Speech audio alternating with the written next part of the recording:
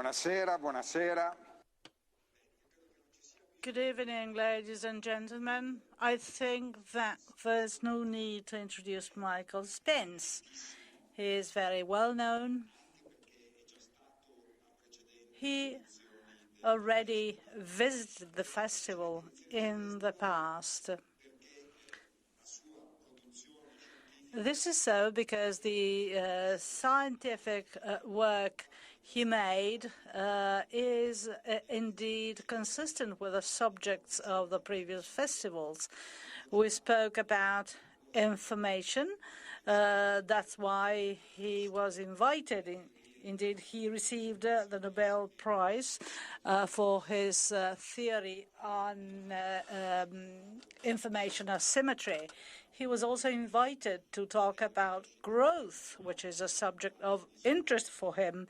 He was also invited when we talked about borders and national sovereignty. He was very much active in the coordination of international policies for development and emerging countries. So indeed, he had a lot to talk about. We are indeed very glad to have him here again. As usual, we would like to talk some of the subjects which emerged during the festival, to have his opinion and also an assessment. So if you allow me, I'd like to move to English because it's easier to talk to him in English. Michael, you could not, unfortunately, stay with us all the time. So let me try and summarize some of the topics were discussed. First of all, it was not an easy, edition of a festival, because this time we had to really talk a lot about futurology. In past edition, we were looking at data, we could draw lessons from history, and we had more empirical, guidance. When you talk about the future, it's not easy to do so. So clearly we had different opinions, more than perhaps in previous edition of the festival. In particular, on the one hand, there was a concern that we have this technological change which is going fast and may displace many workers.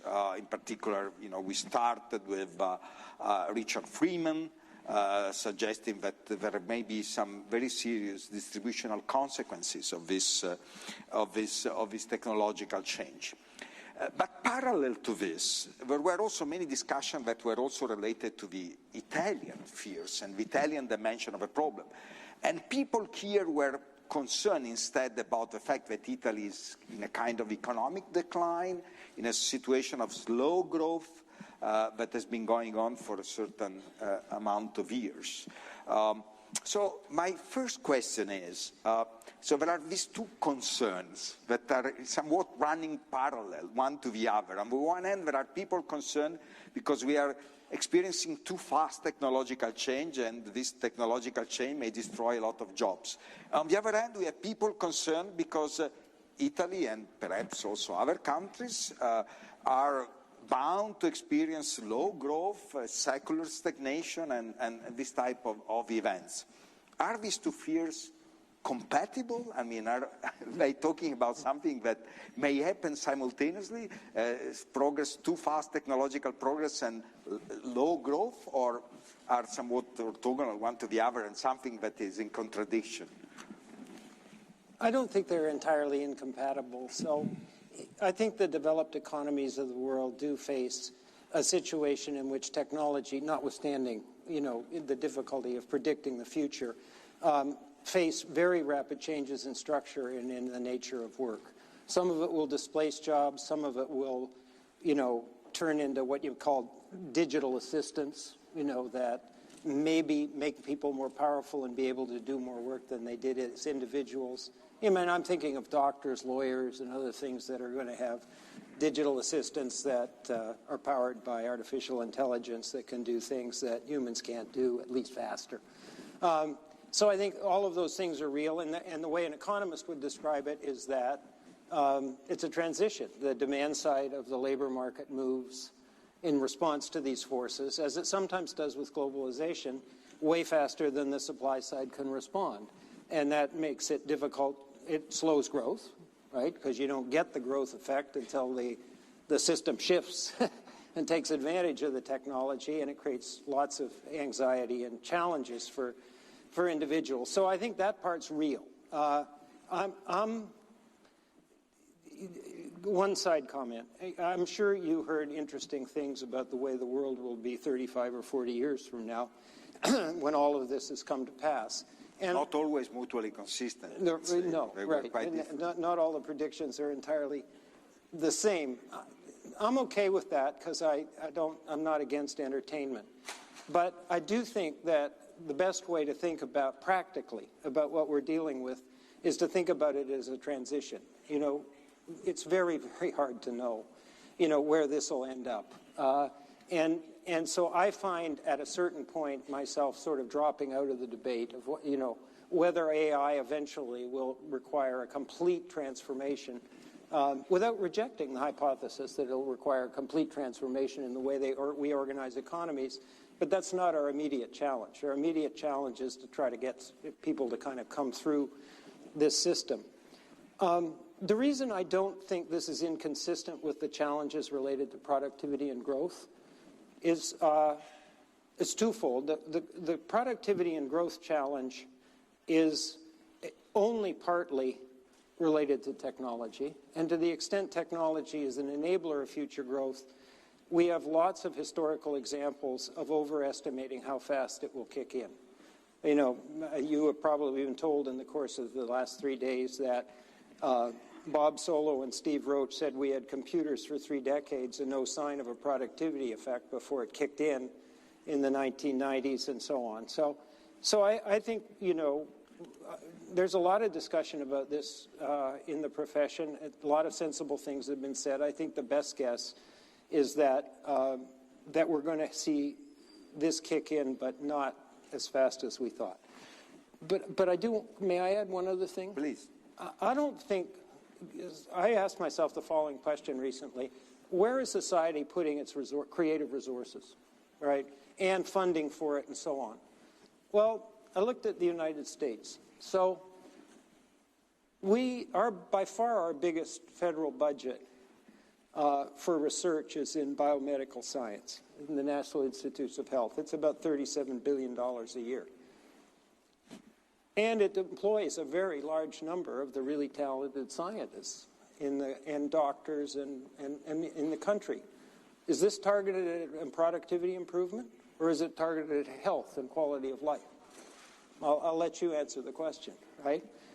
We have an enormous amount of talent built into building the social media structures that we now talk about, both the positives and negatives. Is that targeted at productivity or not? So the message I want to leave you with is not to answer these questions, but just keep in the back of your mind, societies don't have one objective, which is, you know, income or wealth. And they don't allocate their resources in pursuit of one objective. And my view, anyway, is that the advanced countries have, on balance, sufficiently high incomes that we've been allocating a substantial amount of our most valuable resources, namely people, creative people who innovate, to pursuit of things that are really important to people that may or may not tangentially show up in terms of productivity improvement, and that's not a bad thing. So I think we ought to sort of relax a little bit. Now, last comment, and then I'll turn it back over to you. Growth does matter in a couple of respects. In Italy, the nominal growth is not high enough yet to drive down the leverage ratios. And so nominal growth really matters because by far the best way to drive down excess leverage conditions is through nominal growth as opposed to, you know, other things. And nominal growth, as you know, is real growth plus inflation.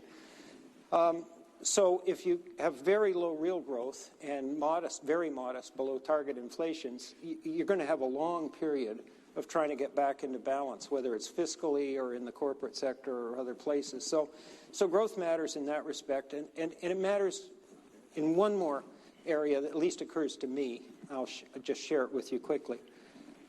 If you have a distributional problem in a society, it's a lot easier to solve it if you're growing, because you can leave the people who are privileged in the position they were in before and allocate the increment to the people who are left behind. In a very low or no growth environment, that's a zero-sum game. And politically and in other ways, it's extremely difficult, relatively speaking, to do redistribution in that context. So for both reasons, I think we shouldn't lose sight of the growth challenge. So, if he asks me, I'll talk to you about developing countries, but that's we will get there. We'll get there. No, but what you said is to some extent quite reassuring, to the extent that you are telling us, and I think many other speakers at this edition of the festival told us a story of this type, that basically, this is JFK, by the way. This was, I think, John Fitzgerald Kennedy first said something like that. The very same person who started this technological progress will be able, in case this derails and go in direction that you don't want to be pursued, to change the direction of the technological change and make it more friendly for humans. And on the other hand, what you said is that we really have to be concerned about growth, because growth will allow also the type of redistribution that is needed to avoid that some of the undesirable consequences of technological progress may kick in and, to some extent create losers. If we don't grow, we won't be able to support the type of policy that could compensate the losers from the technological change. But in this respect, so then let me ask you something else, because you have been... I'm going to let you talk, because that was better than what I said. You have been working a lot on global convergence and divergence. There was the lecture by Richard Baldwin was quite intriguing, because what he said is that we were through various waves of technological progress. The first wave was one where trade costs were reduced, and basically this led to a divergence, international divergence of incomes. So countries becoming very poor and other countries becoming relatively rich. The second phase, the one of the communication, reduction in communication cost, was instead associated to a convergence across countries. So indeed, yesterday Branko Milanovic was showing to us this very interesting data he collected on the worldwide income distribution, and perhaps one of the most important lessons we learned from this lecture is that in the last 20 years we went through a process in which between countries inequality had been narrowing down, so the world is less unequal today than it was looking before, but within countries, so within industrialized countries in particular, inequalities have increased. So if you look at the level of a single country, we see a lot of inequality. If you look at the level of inequalities between Europe and, say, China or India, inequality has been narrowing down. Again, here is, as I said, we are talking about futurology. So, what is your expectation about the next wave of technological progress? Will it lead? You wrote a book on convergence and divergence. So, will it lead to more convergence between country and perhaps more divergence within country, or something else? Well, it's a terribly important question, especially if you care about the 80% of the world's population that lives in a developing country, broadly defined, meaning not a high-income country. On balance, Tito, I would say I expect the convergence process to continue because it's driven by the success of very big, important economies dragging a whole lot of other economies with them. So China, as long as it continues to grow at 6.5% for the next little while, India growing at somewhere around 7%. There'll be hiccups along the way, but I mean, that's, let's call it 2.5 billion people, in the world, and and they're basically heading toward being at the low end of the high-income countries. So I think that part is pretty secure. It's harder to know on the within-country part, what is going to happen, and it kind of comes in categories. So I think for most of the people in the room, the developed countries are of greatest interest, meaning the high-income countries, Europe, North America, Japan, a couple of the smaller countries in Asia, and of course Australia and New Zealand. I think the best guess is that at the very best, the rising pattern of inequality has leveled off, and that's an optimistic guess. So I think that the best guess, probably the most likely outcome, is we'll see a continued rising trend in inequality. And my basis for saying that is that most of the developed countries have not successfully found a way to deal effectively with this challenge. There are exceptions. I think the Nordic countries in the north of Europe are the best examples of having found formulae that work and don't impair growth, productivity, competitiveness, and so on. But that's not the kind of majority group, and I hope I'm wrong, all right? But I think it's going to take some more pushing and shoving politically, and it's going to occur in an environment which you have discussed extensively, including, about an hour and a half ago, of highly, what I call centrifugal political and social forces. That is, people going in all directions, which is usually a sign of some kind of confusion, is the way I see it. There is one other thing that directly relates to technology that you may or may not have thought about, which is by far the most successful growth model in the developing world is usually called the Asian growth model. And that is based on connecting to the global economy, both in terms of trade and investment and information and technology, and leveraging that to enter the global economy in labor-intensive, process-oriented manufacturing as your first stage. The digital technologies are within an ace of nullifying that model, basically because the digital technologies with robots that can see and fine motor coordination and other things are either close or at the point that they can displace, in terms of cost, economically displace the labor-intensive processes. And so there's a set of countries, they're not the majority, but there's a lot of people who live there who are still in the low-income category, who are going to find themselves with the challenge of inventing new growth and employment engines that drive that kind of growth. If we had, the rest of the afternoon and some of the evening, I think there's some real opportunities in creating digitally enabled ecosystems around platforms that may, if not completely, partly solve that problem. But it is a big challenge. So to answer Tito's question, I think convergence will continue between advanced and middle-income countries like China, India, Indonesia, etc. There's another set of countries that are in the category of per capita income, say below $1,200, that could get left behind, and that would be a major break from the pattern of convergence that we've seen in the post-war period. Indeed, you asked me to let you talk about developing countries that was coming next, because I should resist the temptation to ask you more about the within-country redistribution in industrialized countries. So there is a concern about then developing countries being left behind. So the convergence will involve India, China, but perhaps not the developing countries. And this idea that the new wave of technological progress will allow for the reduction of distance in organization of work, so these offices that are organized worldwide, and this is something that is not for the developing countries. Perhaps you need to have some level of development in order to benefit from this technological advance. Yeah, perhaps. But maybe. I mean, so the digital technologies have not failed the inclusiveness test in a big way. I mean, it wasn't more than 10 years ago then people were talking about the fact there'll be a whole great swath of humanity that had no connection to the internet. That's almost gone, right? And the answer has been the convergence of the internet and the cell phone. So you have mobile internet technology connectivity, and you probably talked a lot about it here, but a huge batch of stuff like mobile payment systems, of the type you see in China, financial services built around those platforms where people can get credit who were previously anonymous, credit scoring systems that evaluate people who are otherwise completely unknown to the traditional banking system.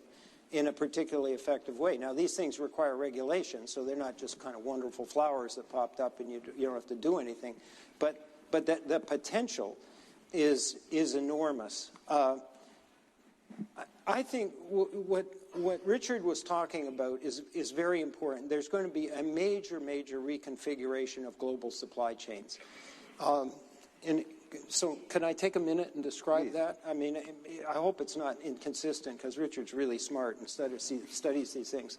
So I think manufacturing on balance is going to do one of two things. Manufacturing meaning goods, okay?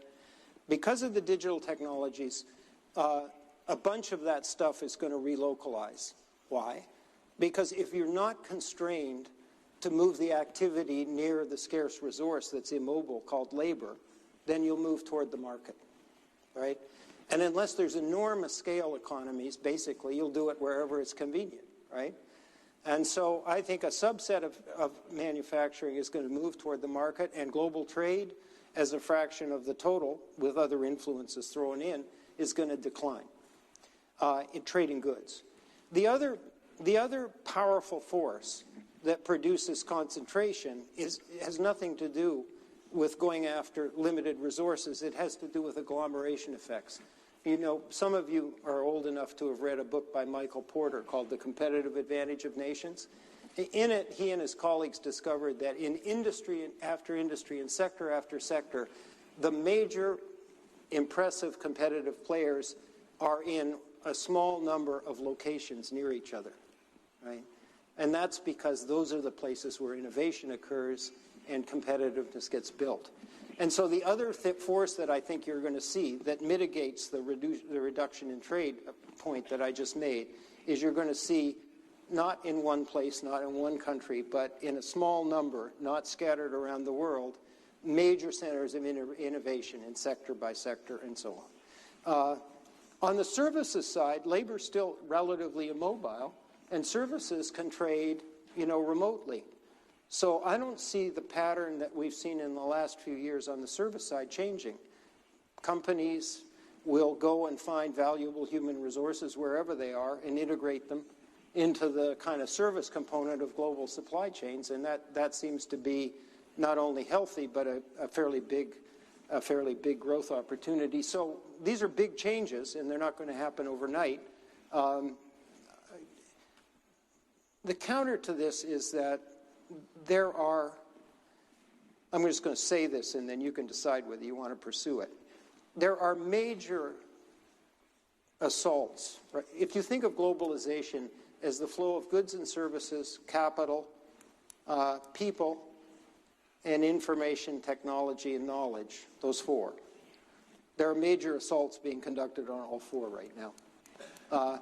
And so there's a question mark that I think is very hard to answer, which if you assault, meaning disrupt, enough of those flows, then you will disrupt global supply chains in a major way, and much of what I just said might have to be modified, and I don't know.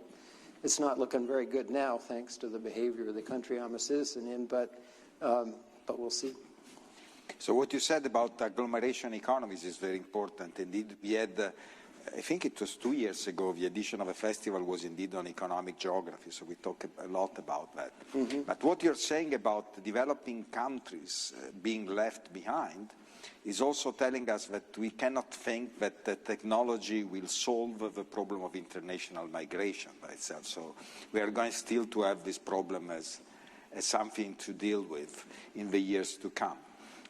So also related to this, let me now ask you something about the type of redistribution of inequalities that we are living in our countries, in our societies. And here clearly is a question that is inspired by the European discussion and also the discussion we had just before this event. What is, in your view, the appropriate level at which redistribution should be organized and take place in Europe? Is it more a matter of within countries or social policies being organized in each individual country, or is it more something that should take place at the supranational level. I know this is a European-centric question because in the US and elsewhere you don't have this, but for us it's extremely important and it's something highly debated, so your view would be very inspiring in this respect. I doubt it, but so I guess in this respect I'm kind of a pragmatist. I know there are programs, cohesion, structural programs, you know, convergence-related programs that were built into the European Union structure, and I don't dismiss those. I think they have been important. Various parts of the European Union that were behind, I'm thinking of parts of Spain, for example, benefited enormously from that. So I don't think you want to rule out redistribution, but redistribution in various forms on the scale that's required to counter these trends that you've been talking about here for 3 or 4 days, I think as a practical matter is going to have to be occur at the national level. I don't see that you're going to be able to deal with it. I can think of sort of partial qualifications, but if I imagine, you know, the higher income countries in the European Union being asked to participate in some democratic process and bringing everybody up to the same level, I just don't think that's a vote that would get a winning level of support. So for whatever it's worth, I think it's essentially a national challenge. Primarily a national challenge. So still a lot of work to do in redesigning our national social welfare system. At the same time, perhaps there is another type of redistribution, or I would say regulation, that takes into account these inequalities that is important. Yep. And this has to do with the way the organization of work is changing. So we have all of these jobs that are created via crowd economy, crowd jobs, which are completely unregulated. Right. Also, there is this mobility across countries. So this type of phenomena perhaps cannot really be handled within each individual country, in particular small countries, relatively small countries in the world as individual countries in Europe are. So what do you think? Well, no, that's absolutely right. I mean, you have to realize that talking to one of the leading labor economists of the world about labor markets is a little daunting, but I'll do my best. I think in the area of digital technology, it's been a unregulated kind of flowering of opportunities in the sharing economy and crowdsourcing and other things, and it's become clear that parts of this have to be regulated, both because you just need regulation, and second because, you know, it's unfair vis-a-vis some traditional sectors. You all have examples in your head. You know, if Uber can run what amounts to taxi services without the taxi's regulations, you can sort of understand why the taxi drivers are a little upset, or the limo drivers and so on. So I think that's coming. This creates challenges that, you know, would take a whole lot of time. So the regulation that's coming in the internet is not going to be uniform across countries, and it's not going to be international, except maybe in Europe, where you have at least the national regulation of data privacy and security, which is a major, major change in the world. But when I look across countries, you know, and ask how are we going to regulate the internet, you know, the two mega players in big data and platforms are China and the United States. What are the chances that China's and American approach to regulating the internet are going to be the same? 0. Less than 0. I mean, you know, in China, for example, the government has asserted the right to see the data and to filter internet content in pursuit of what they view as public interest, you know, social, political stability, whatever they want to call it. In the Western countries, in democracies, but for the most part, we don't have anybody who has the legitimate authority to filter content on the internet, except in extreme cases, you know, like child pornography or something like that. So we're inevitably going to end up with a balkanized system. That doesn't mean that some attempt at international cooperation so that we don't disrupt you know, the parts of the global economy that are enabled, increasingly enabled digitally, Tito, isn't worthwhile. But it's a really daunting problem. And basically because you have economic considerations, you have social and political considerations, you have child development considerations, you know, and I don't know how many of you have thought carefully about this, but the national security people in multiple countries have weighed in and essentially said defense and national security are critically dependent on not falling behind in digital technology. So you have that, whatever that agenda is, overlapping this whole thing. And I think it's created a set of problems that have barely been started to be addressed.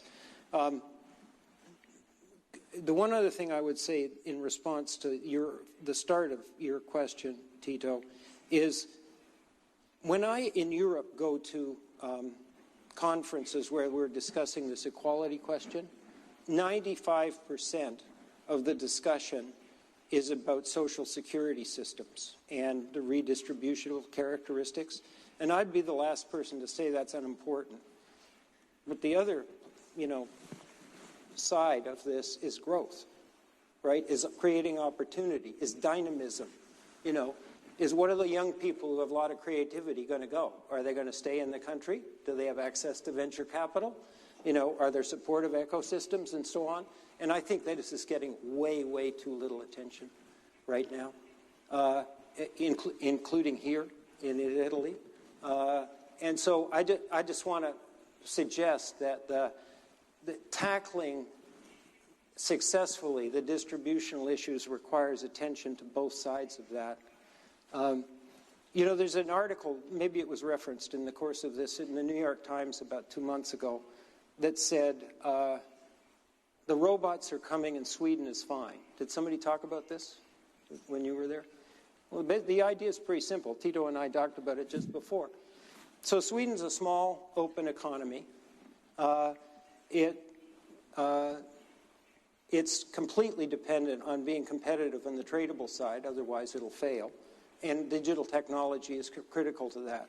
So somehow not deploying digital technologies in mining, in manufacturing, and so on is simply a non-option. So the rest of that system is configured to try to deploy the digital technology to be competitive and to drive growth and productivity at the same time as looking after people, retraining people, and so on. And the message, I think, that comes from that little case study is an important one, which is you can't solve this problem without both the protective mechanisms and the things that drive growth, and you have to have the major stakeholders, business, government, labor, all participating and doing complementary things. If you try with one of them, it won't work. It just won't work. Government can do the social security systems, even if they're expensive, but it's not best positioned to do the retraining systems. And labor has to go along with the flexibility issues, but they won't do it if they don't trust the other parties in the system. And so somewhere deep inside of the solution to this is multi-stakeholder contributions built on a kind of foundation of trust, without which I haven't seen a successful example of solving the problem without that. What you said is extremely important, and said by an economist even more convincing, because this trust is something that is not usually something specifically economists do talk about. You mentioned Italy, and I know that when you mention Italy, you know with a deep knowledge of our country, because we are lucky enough to have you for part of your year in Italy. And before, when you had some interviews, you said that Italy is at an inflection point. So we had a lot of discussion about the Italian situation, clearly, during this festival, because we are just in the middle of this cabinet crisis and government being created, dismantled, and then newly created. So we had a lot of discussion about Italy. So perhaps you want to tell us something about our country and this difficult future for young people, or that would be for us very inspiring. Okay, well, so I did use the word inflection point. I think that depending on how you count Trump, you have in Italy now the first clearly democratically elected anti-establishment government, right? And we don't know what they're going to do. So there's lots of macroeconomic problems and challenges where their actions could upset the apple cart or provoke a confrontation with Europe and so on, much of which was discussed in that previous panel. And I don't have anything to add to that. Those would be, if we went down that path, simple mistakes. On the other hand, these people were elected, based on real, legitimate concerns of Italian citizens. Distributional things, employment, immigration, fairness vis-a-vis the dealing with immigration in Europe and so on. So there's an important agenda that properly pursued, I think is a good thing. And many people, by the way, in America said that whatever they think of President Trump and his, idiosyncratic characteristics, going along with a significant set of the population thinking that the elites, the ruling elites in business, academia, government, and so on, really couldn't care less about the deterioration in their lives and so on, wasn't an attractive or stable trajectory to stay on anyway. And so at least we got, somebody elected who said enough. We were not doing that. Now it's obvious that once you get to that point, things can go well or badly.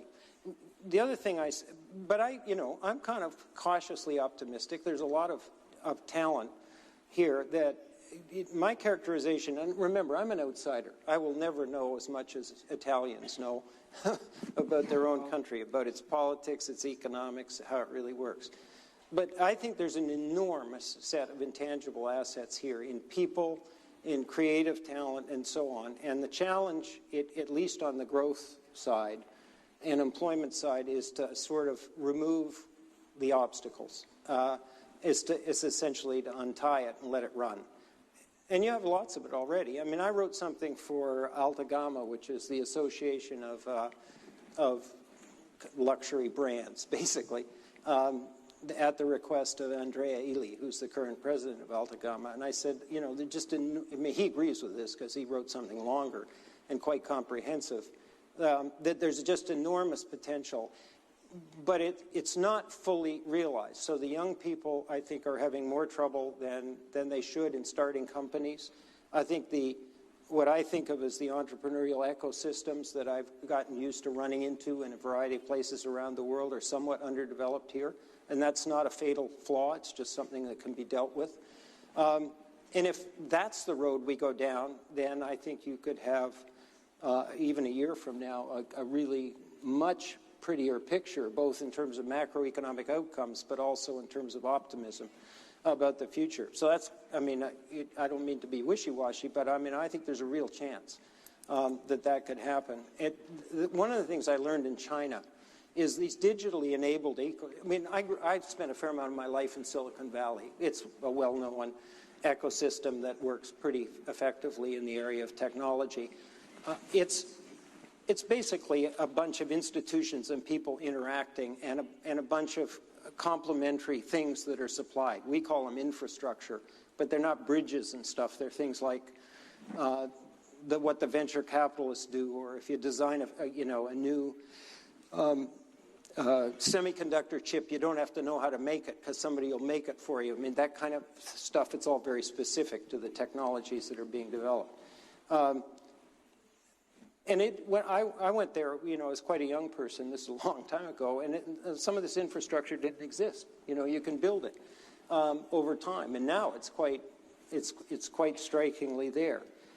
What's new is the capacity to build a digitally enabled infrastructure.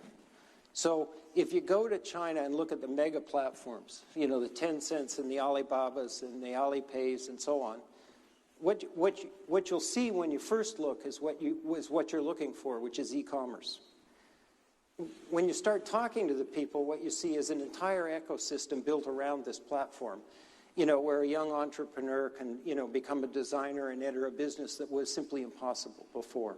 or a small and medium-sized business can get to a global market, or somebody with a nifty idea in the area of finance can hook up with Alipay and do it, or somebody who can do fast manufacturing, gets hooked up with an entrepreneur that's doing, that needs that kind of capability. Logistics companies being created all over the place. It's an idea that hasn't kind of filtered out, but I think if we think in those terms, building the ecosystems and especially focusing on the digital enablement of them, which just turbocharges them. They're not different. They just, lower the entry barriers and make it more powerful.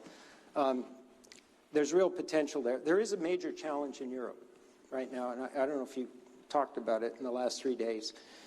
All the mega platforms are in the United States or China. And the mega platforms are the place where the data is. And I'm sure you've talked about artificial intelligence, so the theory can be done anywhere, including right here in Trento. But the application requires huge amounts of computing power and massive amounts of data. And that's what the mega platforms have. They've got the cloud computing systems, which are enormously powerful, and they've got massive amounts of data, and then they use it in the kind of machine learning mode to deliver better and better and better match services, and then they accumulate more of the data. Yes, there are big monopoly power problems associated with that will have to be dealt with. But if I left you with one message on this side of it, Tito, it would be we really need a public-private partnership that over time creates that kind of capability in Europe. We need a mega platform or access to data that creates the same kind of opportunity set. No, that's a very important message. Indeed, we had discussion about China investing a lot in this area, US as well, and Europe lagging behind. But let me go back to the Italian, what you were saying about Italy. And, so clearly we can unfold this potential that you see in our country as long as youngsters stay in our country and don't leave. And here there was a contradiction in the previous panel that was brought into, which I thought is an intriguing issue. So we had a party, the Five-Star Movement, winning a lot of votes among young people. Basically, that was the electoral base of this party.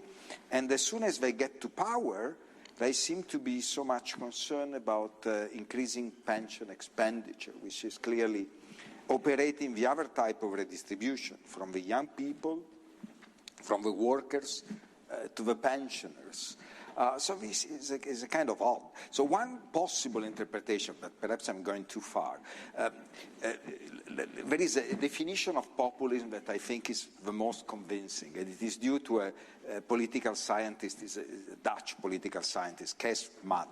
He said that the populism is a very thin ideology in which you just see the world as organized at two levels. On the one hand, you have the people, ordinary people, which is a very homogeneous group, and on the other hand, you have the elite, which is corrupt. And so once populists go to power, they tend indeed to apply this theory in that they dismantle whatever is in between these two extremes, the people and the elite, and they claim to represent the people. So they do away with all organizations, civil society, systems of checks and balances. They basically somewhat do not care too much about minorities. So in Italy, young people are a minority today, and in many European countries they are, unfortunately, a minority. So there is a risk that something like that could happen. I hope it's not going to materialize, but it's something to think about. Well, it's an important insight. I think when populism goes wrong, it isn't because they're not responding to concerns that people have. It's because there's some very impractical and maybe even theoretically flawed implementation that usually then goes badly. So, for example, how could you have a party that ran appealing to young people and then, go after the pension system, which most people in this room knows involves a transfer from the young to the old? And the answer is people don't make the connection. I mean, when I first came to Italy, there was a demonstration in Rome populated by people who were then older than I was, against reform of the pension system, 65, 70-year-olds. And after watching this for 2 or 3 months, I asked my wife, who's a journalist, I said, do they know they're demonstrating against their own children and grandchildren? And she said, of course they don't. There's the people, and then there's the government, right? Or the elites that run the government. And there's nothing in between. And this notion that at some level the government is the people is a connection that doesn't get made. And if you don't make that connection, then you can make all kinds of mistakes. You think you can do both. That, you can cut taxes, you can increase the pension benefits. It won't hurt the young people because we haven't done the cost calculation, and so on. So I think that way of thinking about it is insightful and helpful, Tito. Yeah, I think you're right. Indeed, we ran a survey among people contributing to the Italian social security. We did ask them, how does the pension system works? Is it like a bank account where you accumulate as an individual account, where you accumulate your funds and then you draw on these funds when you retire? Or is it something where the money you put in is used to pay the pension to the current pensioners, and when you will retire you will get the same type of treatment? And most of the people answered that they thought it was like an individual account. So they don't understand the intergenerational transfer that is being operated by the pension system. So that may explain the story. So I think that was very useful. So in the tradition of a festival, we always have some question from the floor. There is not much time, but possiamo prendere un paio di domande rapide a Michael Spence. We can entertain a couple of questions. That person there, will you please stand up? In the political debate in Europe as well in last years, there is usually the mention of this efficiency redistribution trade-off, the rhetoric of sacrifices for doing structural reforms, and also the path of productivity in states such as France and Italy, who has a pretty strong social security system, and on the other hand, like the reforms done in Germany and the path of wages in that country. But you mentioned growth as a redistributive force, and so do you actually believe that this trade-off applies to what extent does it apply in Europe, and to what extent does it apply to Italy or to some countries in Europe more or less? Thank you. This is a very good question. I assume everybody heard it. So my view is that trade-off is way overblown, that it isn't a simple trade-off between protecting people, at the cost of giving up incentives and growth. That's the way our profession portrayed it for many years. It's the way people compared Europe and America for many years, and I think it's misleading. So when you look at it more closely, I think what you see is the evolution of social security systems that are designed in a creative way, designed to be pro-growth, pro-competitive in many places. I mean, the old socialist model produced sort of job protection very largely through protecting specific jobs and companies. And that's been largely abandoned because that one does, is an example of the kind of trade-off that you were talking about. It was abandoned in Germany in a kind of clear way in the early period after 2000, but it's being abandoned almost everywhere. So that doesn't mean you're abandoning Social Security. You're protecting people, as the previous panel said. It's just you're doing it a different way. And if you can make that Social Security system oriented toward retraining people and jobs, then I think you've really started to move in the right direction. The reason I threw in the growth component of dealing with this is if you only deal with the protective part, and you've got some other problem, that has to do with entrepreneurial opportunity or other things that we've talked about here, so I won't repeat them all. That's an important part of life for a lot of people. And so if you leave it unaddressed, you'll adversely affect welfare, and you'll adversely affect sort of economic performance as conventionally measured. So that's why I think these two things belong is in a bucket where you view them as complementary rather than largely competing with each other. Grazie. Un'altra domanda. Vediamo se c'è qualcuno qui. Stunned into silence, imagine. So, se non ci sono altre domande dal pubblico, credo che... Well, thank you very much. Very inspiring conversation.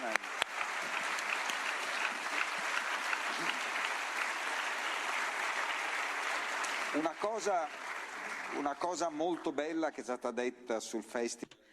In these days, I heard many people saying that, contrarily to other meetings on the economy, the festival is very inclusive and fosters the participation of many data. Others will draw the final line on this festival, but the participation is much higher than being physically present in the venues of the conference. 104 events in the program, 218 speakers, 69 chairperson, many meetings happening simultaneously with a lot of visitors, but most importantly, remote visitors. Yesterday, we had gone beyond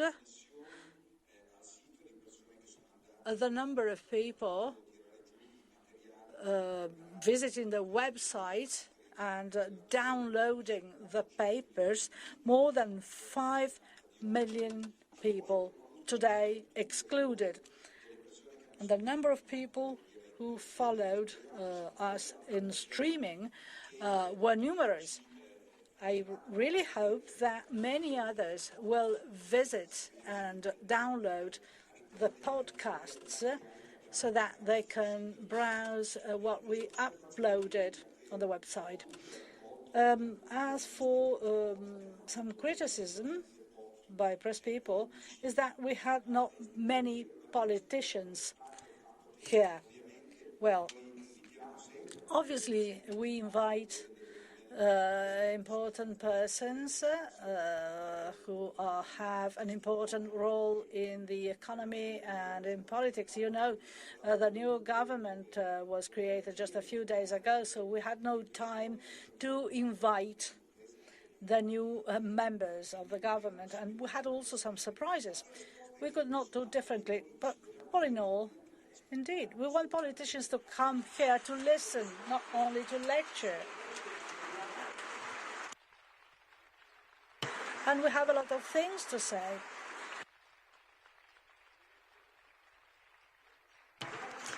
I don't know. Maybe many politicians visited the festival, and we don't know. Others, visited us remotely, and I hope they could follow us. I learned a lot from this edition of the festival, and I hope that could benefit also the members of the government. I'd like to invite the people who made this festival possible up here. I'd like to invite the president of the autonomous province of Trento, Mr. Ugo Rossi, Robo, who is minister of the municipality of Trento, Marilena De Francesco, who has always been the driving engine. Everything was perfectly organized, also with the unexpected visit by George Soros. Congratulations. And the members of the editorial committee who worked with us to select the speakers and the subjects: Innocenzo Cipolletta, Andrea Fracasso, Giuseppe Laterza. We also had Paolo Collini who is not with us now, whose contribution was really very precious.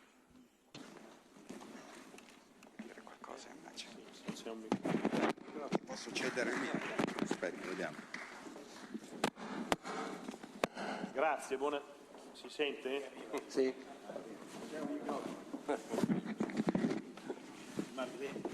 Marilena fa proprio tutto. Thank you.